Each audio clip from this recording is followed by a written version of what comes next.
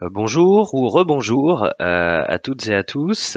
Bienvenue à notre webinaire dédié à la modernisation des relations sociales, notamment au travers d'une BDES interactive. Pour ceux qui découvrent Webikeo, vous pouvez me voir en retour vidéo. Tous les micros des participants sont automatiquement coupés, mais vous pouvez néanmoins me poser vos questions pendant toute cette présentation dans l'espace de chat qui est situé à droite de votre écran. Et j'ai prévu de prendre quelques minutes à la fin de cette session pour pouvoir lire et vous apporter les réponses à vos questions. Cette présentation d'environ 30 minutes va se dérouler au centre de votre écran et le support, donc le document que je vous partage, est téléchargeable. En parallèle, nous enregistrons l'ensemble de ce webinaire pour que vous puissiez y accéder en replay, que vous puissiez le partager éventuellement avec vos collaborateurs dans le reste de l'organisation. Avant de démarrer, je me présente, je m'appelle Kevin Ménard et je conseille les prospects et les clients d'Alcuin dans la gestion de leur dialogue social au travers de la mise en place d'une BDES, le choix de l'outil, les échanges avec les élus notamment. Le programme pour cette demi-heure à passer ensemble, je reviens sur quelques éléments de contexte. On partagera ensuite quelques bonnes pratiques, plutôt pour les gestionnaires, les administrateurs, donc ceux qui sont en charge de mettre à disposition la BDES au sein de leurs organisations. Donc c'est surtout représenté par des populations de direction, d'équipes RH, d'équipes financières, comptabilité, etc. Ensuite, on verra quelles sont les attentes des élus, puis comment y répondre du côté des IRP. Et enfin, on verra quelques tuyaux pour vous aider à bien mettre en place, bien mettre en œuvre votre BDES, quelle que soit la ou les solutions que vous auriez pu retenir. Et puis le petit temps de questions-réponses, comme on le disait à l'instant. Donc, en introduction sur cette partie contexte, hop, que le slide s'affiche. Voilà. Sur cette partie donc contexte sanitaire particulier, notamment au travers du Covid, on a bien conscience que toutes les équipes RH ont été énormément mobilisées.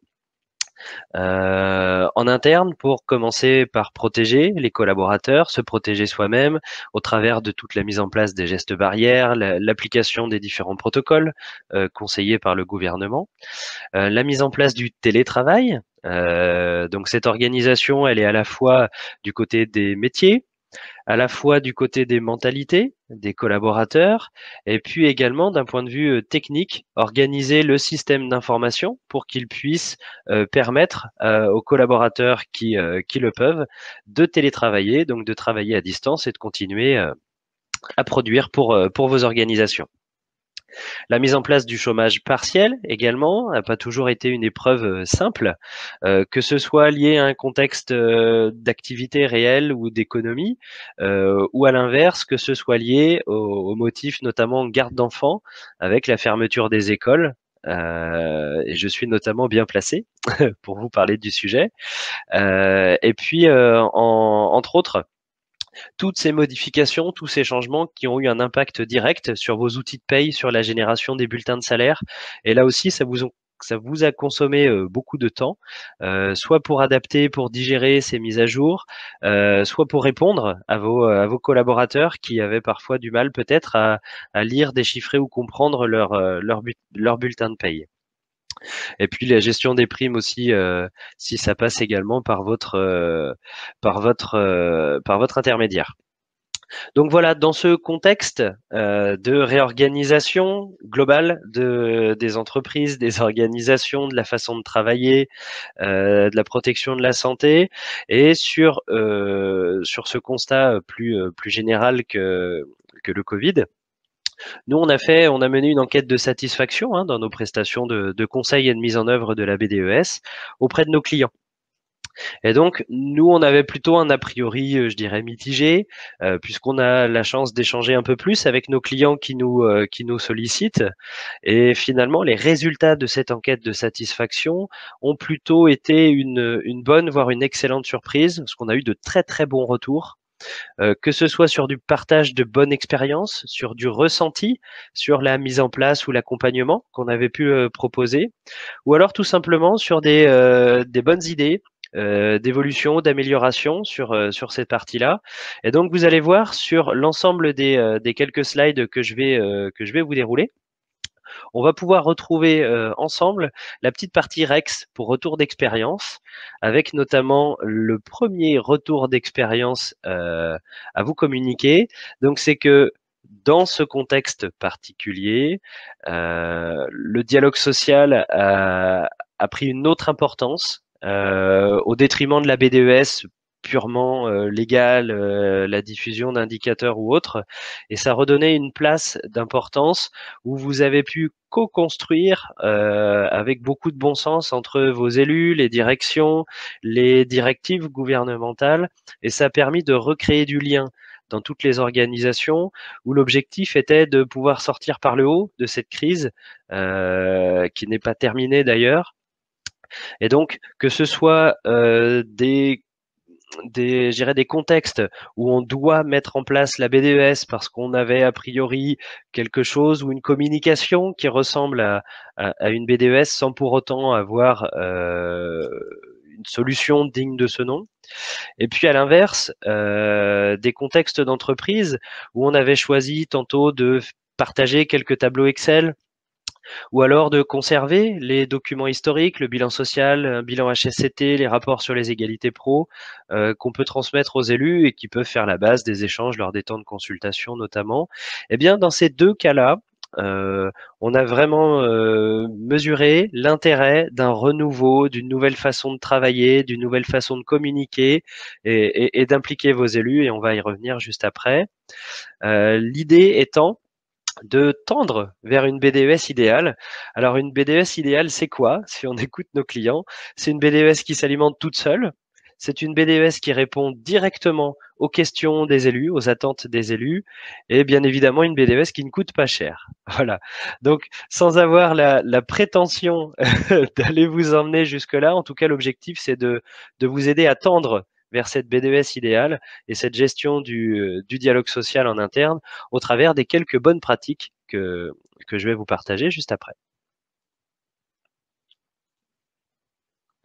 Donc, première bonne pratique à partager, celles qui vont concerner les acteurs de la BDES côté alimentation, côté mise à disposition des informations. Donc, la première chose à savoir, c'est de maîtriser le contenu de cette BDES. Qu'est-ce que vous devez à vos élus? Qu'est-ce que vous leur devez? Comment vous leur devez? Donc la première chose, c'est cette maîtrise du cadre légal qui, en fonction de votre carte d'identité d'entreprise, selon que vous soyez privé, public, associatif, que vous comportiez plus de 50 ou plus de 300 collaborateurs, vous allez avoir un cadre légal, une liste d'indicateurs à partager et à alimenter avec vos élus. Ces indicateurs vont être répartis sur 6 années glissantes, à savoir les 2 années passées, l'année en cours et puis une projection sur les 3 années à venir. Cette projection sur les 3 années à venir, c'est ce qu'on appelle les tendances. Les tendances, c'est quoi? C'est plutôt de dire si tel indicateur, par exemple un indicateur sur l'évolution des effectifs, en partant du principe que vous êtes sur une dynamique de croissance du côté de ces effectifs depuis plusieurs mois, plusieurs années, et que vous supposez que cette tendance va perdurer à ce moment-là, vous allez pouvoir indiquer que les tendances du côté de l'évolution des effectifs sont plutôt à la hausse. Donc les différentes tendances, ça va être à la hausse, stable ou à la baisse. Et depuis la jurisprudence du mois de septembre de l'année dernière, il y a une nouvelle tendance qui est arrivée, c'est une tendance inconnue ou une tendance point d'interrogation. En effet, cette jurisprudence est venue condamner une entreprise qui n'avait pas communiqué d'informations sur ces tendances pour les 3 années à venir. Donc l'État considère que l'absence d'informations pourrait s'assimiler à une volonté de ne pas communiquer auprès des élus. Le bon sens, bien évidemment, veut plutôt œuvrer dans la mesure où c'est très difficile de prédire l'avenir, surtout par les temps qui courent. Donc, la jurisprudence est venue mettre un cadre à cette difficulté de projeter dans le temps les différents indicateurs de votre organisation, avec ce point d'interrogation. Et si en plus vous êtes en mesure de justifier pourquoi vous ne savez pas prédire l'avenir, alors là c'est parfait et ça vous laisse en conformité légale. Vous avez le lien ici qui vous indique l'exhaustivité du cadre légal et des indicateurs que vous devez communiquer à vos élus en fonction de la carte d'identité de votre entreprise. Ce qu'il faut savoir, c'est que vos élus, notamment lorsque le CSE a été mis en place, que ce soit des nouvelles têtes ou des anciens élus, en tout cas dans la mise en place du CSE et dans la prise de possession de leur nouveau mandat, il y a beaucoup de vos élus qui ont été formés. Et au travers de cette formation, ils sont revenus gonflés de leurs droits et de leurs devoirs. Et bien évidemment, les premiers droits qu'ils font valoir, ce sont vos devoirs, la B2S en faisant partie. Donc, autre point intéressant aussi, d'un point de vue légal également, à partir du moment où vous dépassez 300 collaborateurs, la BDES se veut forcément de manière dématérialisée, donc au travers d'une solution informatisée. Et vous allez comprendre rapidement le lien avec l'organisation en télétravail, par exemple, tout à l'heure. Donc, dans ce contenu de la BDES, on va retrouver 9 rubriques légales, dont 7 sont restées obligatoires depuis les ordonnances Macron. Et puis 3 temps de consultation obligatoires, en plus des NAO, donc des négociations annuelles obligatoires.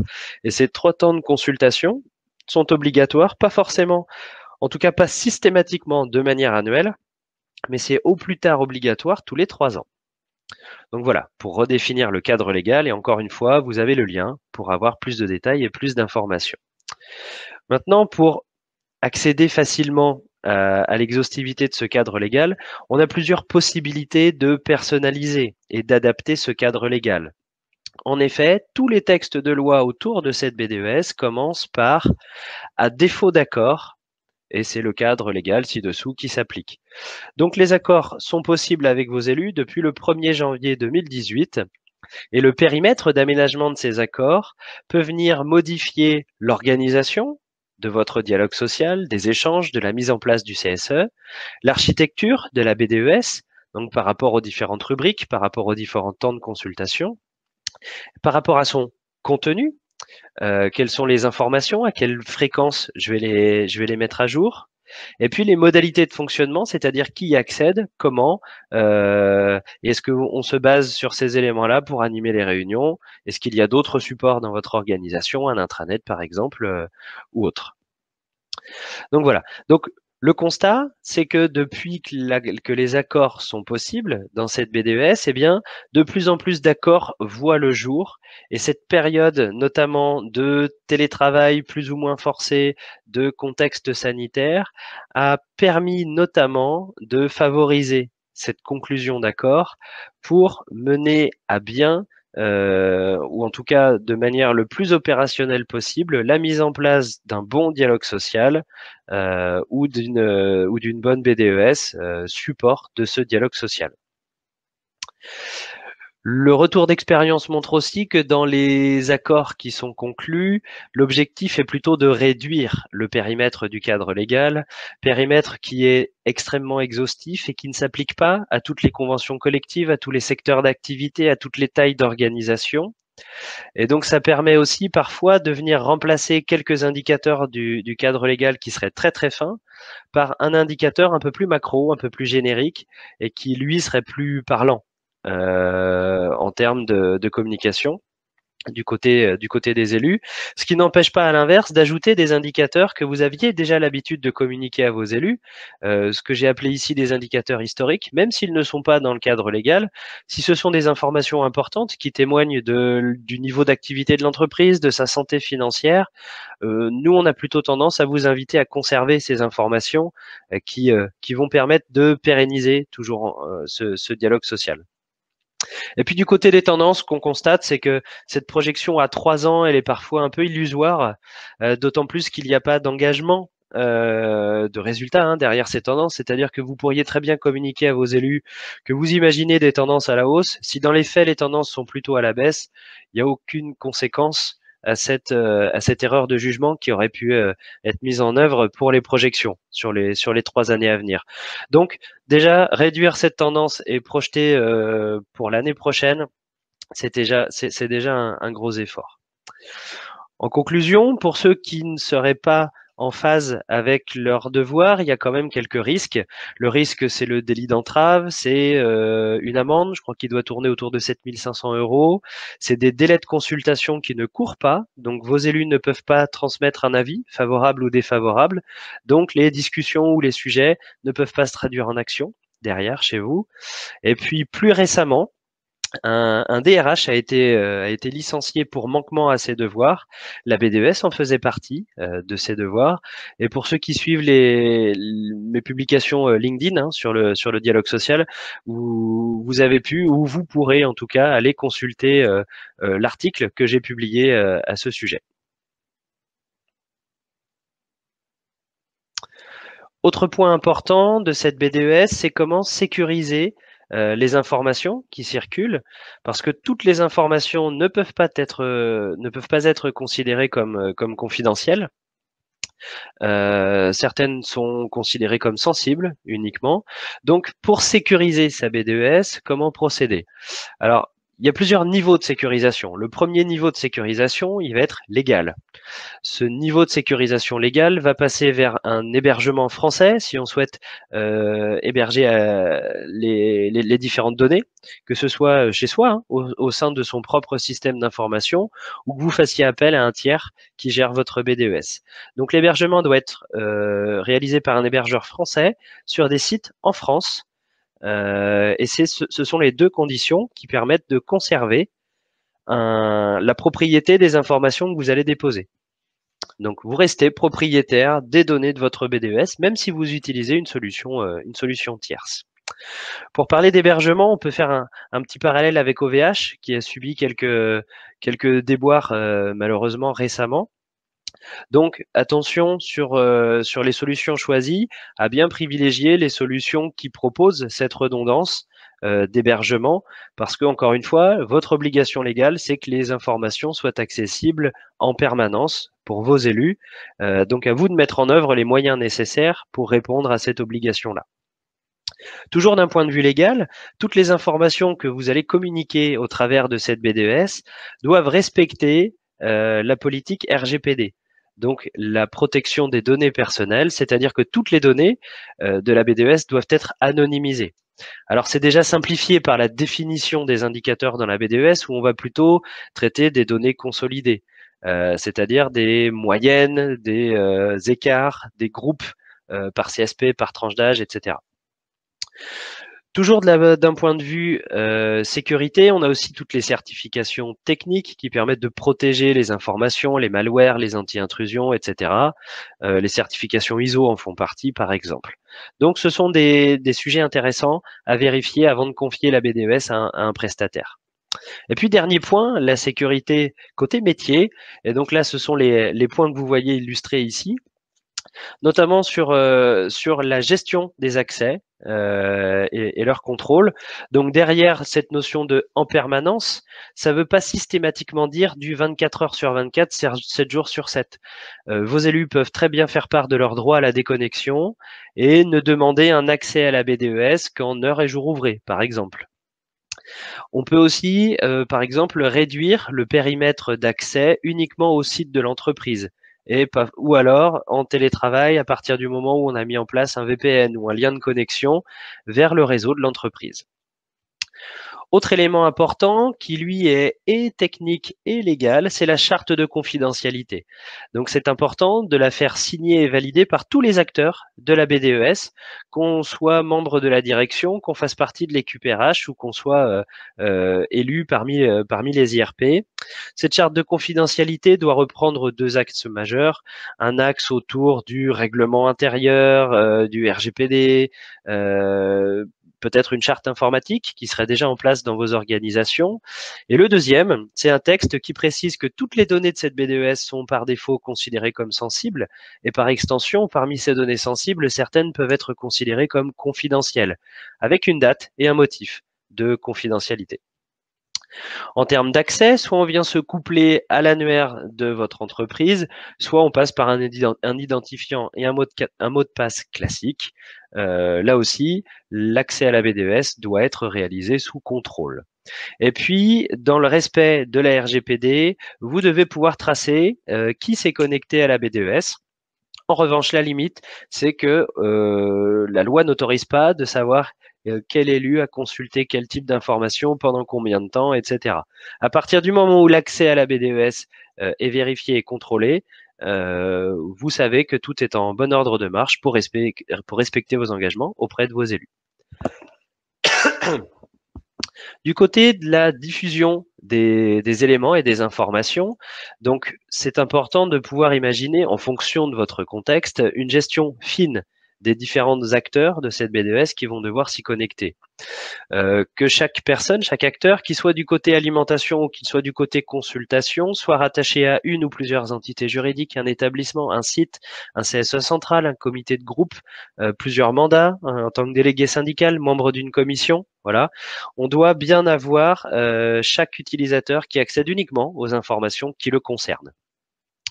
On pourrait rajouter une date de validité de ces accès concernant notamment la période de mandat. J'imagine que pour la plupart, les mandats sont sur une période de 4 ans. Eh bien, la BDES, l'accès est valable pendant les 4 ans de ce mandat uniquement, et au-delà, il faudrait le renouveler, par exemple. D'un point de vue de la diffusion des informations de cette BDES, soit vous mettez à disposition les informations dès que vous les déposez dans la BDES, soit il y a un process de validation avec une personne ou plusieurs personnes qui viennent contrôler l'intégrité des données avant de les diffuser aux élus. Soit on peut imaginer de différer dans le temps ces informations. Pour vous donner un exemple, on pourrait imaginer une entreprise avec 3 entités juridiques. Chaque responsable RH de son entité juridique va avoir la charge de communiquer les informations pendant le premier trimestre de l'année 2021 sur toutes les données consolidées au 31/12/2020. Libre à chaque responsable RH d'aller déposer les informations selon son rythme et son emploi du temps. Et au 1er avril, on va diffuser à tout le monde en même temps le même niveau d'information. Donc ça permet d'avoir ce contrôle sur la diffusion des données. Et puis derrière, une fois que la donnée ou les informations sont transmises, il faut aussi pouvoir gérer le degré d'autonomie que vous allez confier à vos élus, en autorisant ou non l'impression des documents, des tableaux, des graphiques, le téléchargement, soit au format original, soit figé, au format PDF, et la possibilité, pourquoi pas, de mettre en place un filigrane avec le nom et le prénom de la personne qui consulte l'information pour éviter que cette information ne soit trop diffusée, justement. Donc le retour d'expérience ici, il est assez simple, assez basique, mais néanmoins, on ne peut plus réel. Plus les directions sont rassurées sur la bonne gestion des informations qui circulent dans le cadre du dialogue social, et plus ils sont favorables à déposer des informations, à communiquer, et cette notion de transparence qui est indispensable au bon dialogue social.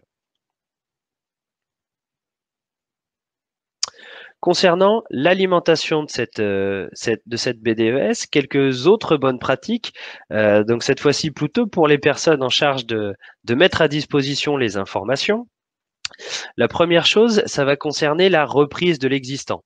Effectivement, il y a plusieurs solutions possibles. Le cadre légal prévoit qu'à partir du moment où les informations que vous avez déjà communiquées à vos élus restent accessibles, vous respectez votre engagement légal. Donc que vous changiez de solution, que vous passez sur un nouveau format, une nouvelle fréquence, qu'il y ait des accords qui soient conclus, à partir du moment où vous laissez accessibles les informations sur les 2 années passées que vous avez déjà communiquées à vos élus, eh bien là, on est en phase avec le cadre légal. Ça, c'est la première possibilité. La deuxième possibilité, c'est que vous profitez de votre nouvelle organisation, de votre nouvelle solution, pour intégrer déjà dedans ces communications passées. C'est un premier pas vers la conduite du changement, et c'est ce que j'indique en retour d'expérience. C'est ce que nous, on constate la plupart du temps, et c'est également ce que nous préconisons. C'est-à-dire que ça évite d'avoir à régénérer des nouvelles données au risque qu'il y ait des écarts entre les nouvelles données calculées avec les données de l'époque et les informations déjà communiquées à l'époque. La deuxième chose, c'est que vous allez déjà aider vos élus à mettre un premier pied dans votre nouvelle organisation, dans votre nouvelle solution, dans le nouvel outil. Donc ça favorise intrinsèquement cette conduite du changement, néanmoins avec l'assurance pour vos élus de consulter des informations avec un format déjà maîtrisé, déjà connu. Et puis la troisième possibilité, c'est plutôt cette fois-ci de tout reformater, reformaliser dans le cadre de cette nouvelle organisation, de ce nouveau dialogue social, de cette nouvelle BDES, en partant du principe que soit on repart de zéro, que soit l'existant était suffisamment pauvre pour que ça ne mérite pas d'être intégré dans un nouvel outil. Et cette fois-ci, on part directement avec des données comparables sur 3 années, notamment avec les 2 années passées, puis l'année en cours. Si maintenant on reprend le cadre légal dont je vous parlais tout à l'heure d'une BDES, eh bien si on vient découper ce cadre légal, donc qui est déjà découpé en temps de consultation ou en rubrique, eh bien l'ensemble des informations va concerner pour une partie organisation de l'entreprise. La plupart du temps, c'est l'édito du président, c'est un PowerPoint qui vient présenter quelques slides. La deuxième partie, sur la partie formation, vous avez déjà des outils en interne, vous avez déjà des supports, des tableaux de bord qui vont être capables de remonter ces éléments-là. Donc la nature des informations que vous allez communiquer à vos élus sont plutôt des documents, des PDF, des PowerPoint, comme je vous le disais, que vous allez mettre à disposition de vos élus. En dehors de ces deux grandes thématiques, stratégie et formation, on va plutôt retrouver des données chiffrées. Donc des données numériques dans cette BDES qui vont être réparties de la manière suivante, 70% plutôt pour des données sociales et puis 30% pour des données financières. Les données financières sont plutôt des données qui vont trouver leur source auprès des équipes comptables, des équipes finances. Ce sont des données qui sont à mettre à jour qu'une fois par an et ce sont des données qui sont la plupart du temps évaluées, vérifiées, pondérées, corrigées. Donc, c'est plutôt rare de voir de l'automatisation pour communiquer ces différentes informations-là auprès de vos élus. À l'inverse, pour les 70% de données restantes qui correspondent plutôt à des données sociales et qui correspondent, vous l'avez compris, à une quantité importante d'informations à communiquer à vos élus, à ce moment-là, on préconise et on conseille vivement l'alimentation automatisée. On le disait tout à l'heure, la BDES idéale est une BDES qui s'alimente toute seule. À ma connaissance, elle n'existe pas encore, mais on en est assez proche, notamment à partir des données de paye, voire avec un format DSN, même si pouvoir sourcer les informations à partir de la paye, on va traiter des données brutes et on s'est rendu compte avec l'expérience que de traiter des données brutes, ça donne forcément des résultats fiables.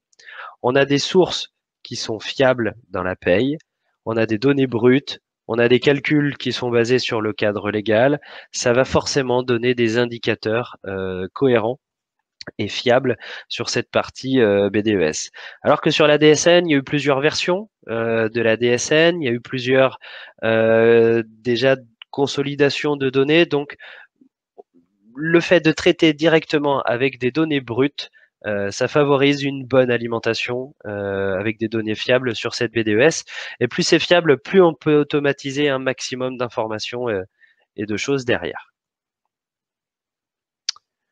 Pour répondre maintenant aux attentes des CSE, à vos élus dans la BDES, on va retrouver là aussi quelques bonnes pratiques, quelques retours d'expérience, notamment autour de l'accessibilité. Effectivement, ce qui va correspondre au cadre légal avec cet accès en permanence à la BDES notamment, ça va être d'avoir un outil simple, facile et des données compréhensibles. Donc la simplicité, pour nous, elle nous paraît évidente au travers d'un simple navigateur web, pas de solution à installer, pas de complexification, pas de restriction auprès d'un poste, etc. En plus, l'avantage avec le télétravail, justement, on en parlait, ou les organisations multisites, multi-établissements, c'est de pouvoir naviguer à partir de n'importe quel site avec les mêmes droits d'accès, le même niveau d'information. à cette BDES. Et puis finalement, quel que soit le terminal, qu'on soit sur un ordinateur, qu'on soit sur un ordinateur mis à la disposition des élus pendant leurs heures de délégation, qu'on soit sur une tablette dans son canapé un soir de télétravail, peu importe. L'objectif, c'est de bien rendre accessibles ces informations à vos élus. En termes de lisibilité, bien évidemment, c'est important que les élus puissent comprendre les informations que vous leur communiquez. Et ça, en fonction des organisations, les élus sont plus ou moins jeunes, sont plus ou moins expérimentés dans leur mandat, sont plus ou moins à l'aise avec l'outil informatique, sont plus ou moins à l'aise avec les termes légaux qui peuvent être employés, les titres des indicateurs dans la BDES. Donc c'est important qu'il y ait de l'accompagnement qui soit fait et pourquoi pas directement au sein de la solution avec des commentaires ou des explications sur la valeur des informations qui seraient communiquées auprès de vos élus dans cette BDES. À partir des informations visuelles, et c'est aussi le retour d'expérience, plus de 75% des élus ne consultent que les graphiques lorsqu'ils sont disponibles. C'est-à-dire que les élus, dans leur vision de la BDES et dans la lecture des indicateurs qu'ils vont faire, ce qui les intéresse, c'est plutôt de mesurer également des tendances sur les années passées et sur l'année en cours. C'est de savoir si c'est plus ou moins que les années d'avant, que l'indicateur traite des hommes, des femmes ou des oraux d'ailleurs.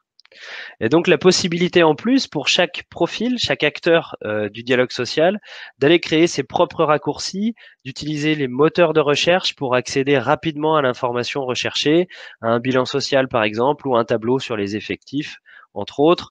Un élu qui serait très attentif au turnover dans votre entreprise, par exemple, devrait pouvoir créer un raccourci qui va aller traiter les différents indicateurs d'entrée-sortie, par période, par mois, par trimestre, et ainsi de suite.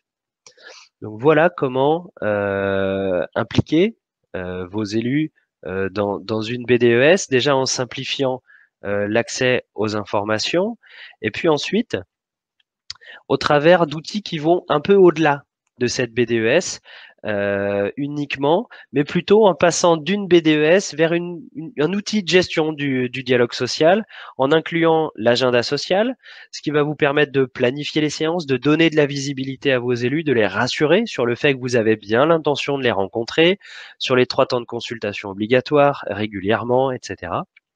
Ces séances, elles doivent pouvoir se synchroniser avec l'agenda de vos collaborateurs directement.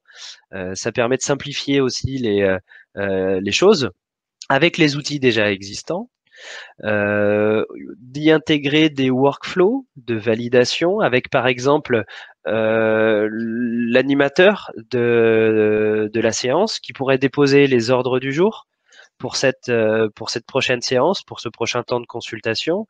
L'ordre du jour qui doit être lu, validé, accepté. Et puis lorsqu'il est accepté, ça pourrait déclencher automatiquement l'envoi des convocations aux élus concernés par cette même réunion. Donc là, on a un exemple d'interaction avec des élus dans le cadre de la gestion de l'agenda social. Excusez-moi. Et puis concernant les communications automatiques, là, l'objectif, c'est tout simplement d'aller pousser de l'information à vos élus au travers d'alertes. Alors la première alerte, c'est par exemple déjà de rappeler au personnel en charge chez vous d'alimenter cette BDES, de dire attention, le mois prochain, il y a un temps de consultation sur la politique sociale, pensez à déposer le bilan social ou pensez à mettre à jour les tableaux sur les effectifs, par exemple. Ensuite, on pourrait imaginer des envois automatiques à fréquence déterminée, soit chaque fin de mois, chaque fin de trimestre, chaque fin de semestre. Là aussi, c'est adapté en fonction de votre organisation et de votre rythme du dialogue social pour pouvoir communiquer de manière automatique sur la liste des informations qui sont nouvellement mises à disposition de vos élus. Et puis, on pourrait retrouver ces raccourcis en page d'accueil de la BDES directement sur votre intranet, par exemple. Donc, le retour d'expérience de ces différents éléments, lorsqu'ils sont mis à contribution de vos élus, c'est que ça vient dépersonnaliser. C'est la BDES qui communique, c'est plus Monsieur X ou Madame Y qui transmet des bonnes ou des mauvaises nouvelles autour de cette BDES. En plus, ça rassure les élus parce que plus la visibilité est grande, plus on peut anticiper les prochains échanges, on peut construire et nourrir les débats. Et ça vient directement au dernier point, le gain de temps, en fait, c'est parce que les élus prennent connaissance des éléments avant d'arriver en réunion, prennent connaissance des éléments et de l'ordre du jour avant d'arriver en réunion, et lorsque la réunion a lieu, vous pouvez vraiment traiter des sujets comme c'est prévu. Historiquement, les réunions pouvaient se passer d'une manière différente, à savoir, les élus découvrent les informations pendant la réunion, pendant l'échange. Ils n'ont pas forcément de questions ou de remarques à chaud pendant cette réunion. Et puis après la réunion, les élus refont la réunion de leur côté en digérant les différentes informations que vous avez pu leur communiquer, en les retraitant, en les retravaillant. Et puis la prochaine réunion, la deuxième réunion avec un deuxième sujet, finalement, vous passez 80% du temps à revenir sur le sujet de la réunion précédente, parce que finalement, les élus se sont appropriés les informations. Et là, cette fois-ci, la vraie réunion a lieu sur le sujet. Donc, le fait de pouvoir anticiper et de leur mettre à disposition ces différents éléments, ça va simplifier déjà grandement les échanges et tout le monde va gagner du temps lors des réunions pour nourrir justement les débats, les avis favorables, défavorables en fonction des questions posées. Autre point très intéressant, c'est que toute la communication va être centralisée, toutes ces informations vont être centralisées au sein d'un coffre-fort numérique que serait votre BDES, votre outil de gestion du dialogue social. Et donc, tout va être concentré et tous les élus auront accès au même niveau d'information, en fonction de leur profil, bien évidemment, mais sur une ligne complètement homogène. Dernier point pour réussir la mise en place de sa BDES.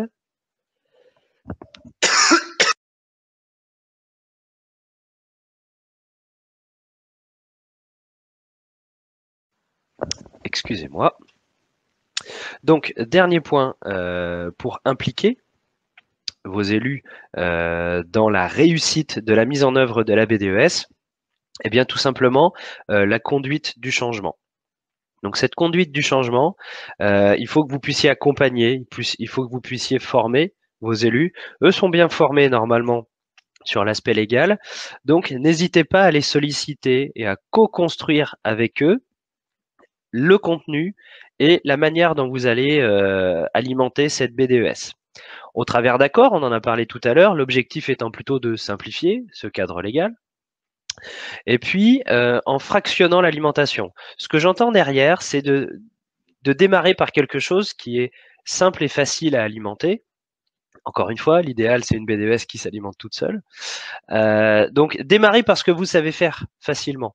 Et vous partagez ça avec vos élus, vous leur expliquez que vous avez bien conscience que vous n'êtes pas dans l'exhaustivité du cadre légal, mais que néanmoins, ces informations que vous avez mises à leur disposition, elles sont justes, elles sont correctes, et vérifiez que les élus en aient bien pris connaissance, bien pris possession et avec une bonne compréhension. Une fois que vous avez validé ce premier niveau d'information, il suffit de leur demander ce qu'ils veulent en plus. Et donc, en faisant et en menant ces échanges-là, vous allez gagner sur plusieurs points. Le premier point, c'est que vous allez fractionner, vous, cette charge d'alimentation. Donc, il n'y a pas tout à faire d'un coup en une seule fois. Le deuxième intérêt, c'est que au fur et à mesure que vous allez déposer l'information, vous allez pouvoir échanger avec vos élus et vérifier qu'ils en ont la bonne interprétation. Et en plus, pour les élus, ça va aussi faire une digestion d'informations qui va être fractionnée dans le temps, plutôt que d'avoir tout de suite accès à une jungle d'informations trop importantes sans savoir exactement quelles sont les informations que je dois relever en premier. Donc ça, c'est le premier point. Et le deuxième point, invitez-les à participer à vos réflexions sur les choix de l'outil, etc. Communiquez sur vos avancements. Dire que c'est bien un projet, dire qu'il y a un budget d'affecter, dire à quelles étapes vous en êtes, si vous référencez des acteurs, si on est sur un développement en interne. N'hésitez pas à communiquer. Partagez aussi vos retours sur les différentes possibilités qui s'offrent à vous, avec les plus et les moins, en expliquant à vos élus que si vous choisissez une solution plus intégrée, c'est parce qu'elle va communiquer plus facilement avec eux. Bref, peu importe en fonction de vos choix, mais surtout communiquer. Mais néanmoins, ça doit être votre outil et il n'y a pas enfin, vos élus ne doivent pas être, pardonnez-moi, dans une position de vous imposer un outil, une solution. On est bien dans l'échange. Donc, gardez la main sur ces sujets-là, mais impliquez-les quand même dans le choix de l'outil. Ça va simplifier d'autant la conduite du changement.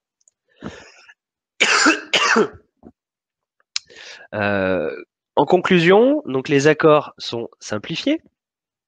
Une fois que vous les avez partagés dès le début et que vous les avez intégrés dès le début, la conclusion d'accord, elle est donc simplifiée.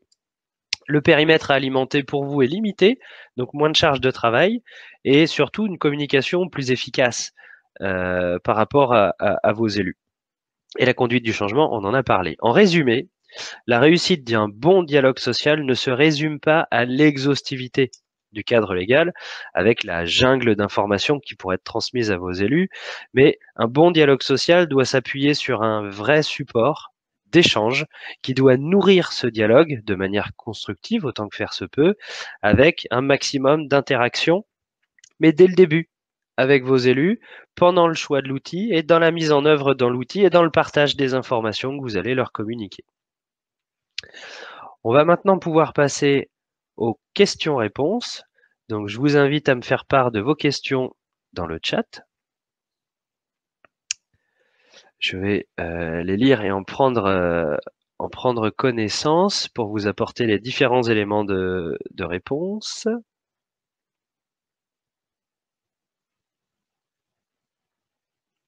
Alors,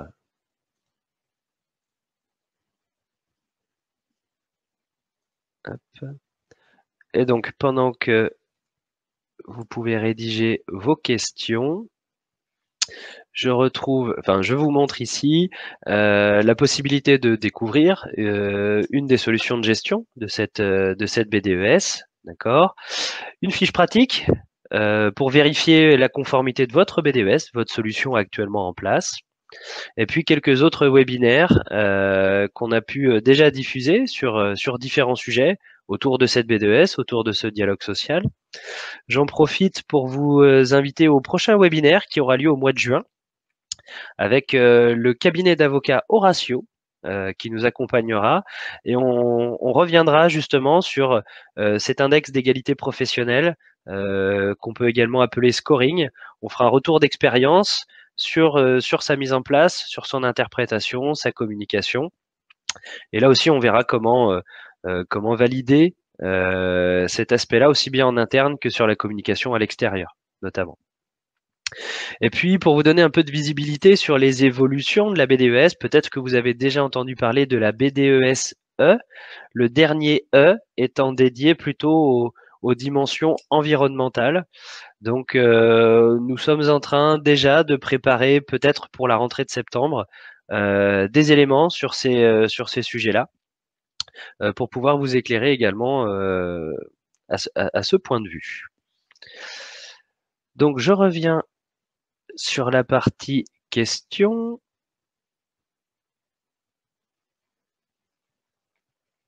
Alors, notamment concernant la DSN et le niveau de fiabilité. Alors, sur cette partie DSN, il y a quelque chose qui... l'intérêt derrière cette DSN, c'est que pour les prestataires informatiques, les éditeurs de solutions, eux, y ont vu un intérêt d'avoir un modèle unique de sourcing d'informations. Donc, ces éditeurs se sont dit, avec une source unique, j'applique les formules du cadre légal, ça va marcher à tous les coups, et puis derrière, je vais obtenir les résultats attendus dans ma BDES. En comparaison avec des données de la paye, où en fonction de l'éditeur de paye, en fonction de la version de l'éditeur, en fonction des données qui peuvent être transmises, pour vous donner un exemple, on pourrait avoir l'âge du collaborateur ou alors sa date de naissance. On pourrait avoir directement son ancienneté ou alors sa date d'arrivée. Et bien là, quand on doit travailler à partir des données de la paye, il y a un effort supplémentaire à faire du côté de l'éditeur pour pouvoir faire cette traduction intermédiaire avant d'aller calculer les indicateurs à partir des formules du légal et d'afficher les résultats dans la BDES. Excusez-moi. Donc la différence, elle est dans la simplification du traitement. Donc c'est intéressant pour les éditeurs parce que ça simplifie cette automatisation, cette alimentation. En revanche, pour la fiabilité des données, c'est notre retour d'expérience, c'est notre conseil, surtout dans les organisations multisites, multi-entités, quand on doit communiquer des informations pour un comité de groupe ou pour un CSE central, par exemple, et qu'on a une entité juridique qui se compose de 4000 collaborateurs et puis une autre qui se compose de 400 collaborateurs, il y a des moyennes qu'on ne va pas simplement diviser par deux. Ça ne ferait pas de sens. Excusez-moi. Donc, nous, on préconise cette utilisation des données de la paye pour avoir des informations fiables et que vous allez pouvoir communiquer directement auprès de vos élus, excusez-moi, sans avoir à vérifier le contenu à chaque fois. Je vous le disais tout à l'heure, la DSN, elle a en plus évolué. On n'est pas à l'abri qu'elle évolue encore, et ce serait logique. Mais la DSN, c'est plutôt un outil pour communiquer avec d'autres organisations qu'avec vos élus. Je vous prie de m'excuser pour cette toux. J'espère avoir répondu à la question.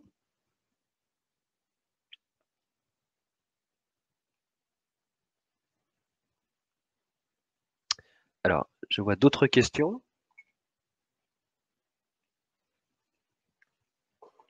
Donc, des modèles types. Avez-vous des modèles types de présentation de BDES? Des modèles types, il en existe plein. Une BDES, ça peut être quelques répertoires qui seraient partagés sur un réseau d'entreprises avec un dossier par indicateur, par exemple. Ça peut être aussi un SharePoint avec une bibliothèque de documents qu'on pourrait appeler aussi une GED, une gestion électronique de documents, dans lesquels on va retrouver un bilan social, un rapport sur les égalités entre les hommes et les femmes, une liasse fiscale, pourquoi pas, etc., etc. On peut retrouver aussi, je crois qu'il y a quelques éditeurs de paye, de logiciels de paye, qui font un premier état, qui viennent déjà consolider, faire des moyennes de salaire par CSP, par tranche d'âge, etc. Donc là, c'est une extension de la paye et c'est un premier niveau de module, une première brique d'information pour votre BDES. Après, on pourrait retrouver également, pour des organisations un peu plus conséquentes, des outils de BI, donc de Business Intelligence, qui seraient capables de construire des rapports, des tableaux de bord, dans lesquels on retrouverait justement des sourcings d'informations de la paye, de la gestion des temps, des données financières, etc., avec un développement en interne. Donc c'est une solution plutôt lourde à mettre en œuvre et à déployer, mais néanmoins très précise. Et du coup, derrière, retrouver l'ensemble des indicateurs de cette BDES qui seraient sourcés à partir des différents outils en interne. Et puis après, il y a des solutions dédiées, des acteurs, des prestataires, des éditeurs de logiciels qui, eux, se sont dédiés dans la réalisation d'outils qui sont mis à la disposition de leurs clients pour gérer ce dialogue social au travers de la BDES. Alors, une autre question. Alors oui, plutôt une remarque. Toutes les données ne sont pas dans la DSN, c'est vrai, notamment en termes de mobilité, d'incapacité, de données sécurité et santé au travail. Donc pour automatiser ce type d'information, je confirme, ça peut être un peu plus compliqué. Et comme je le disais tout à l'heure dans la présentation, il y a aussi des informations qui ne sont ni dans la DSN, ni dans la paye. Comme par exemple le plan de formation.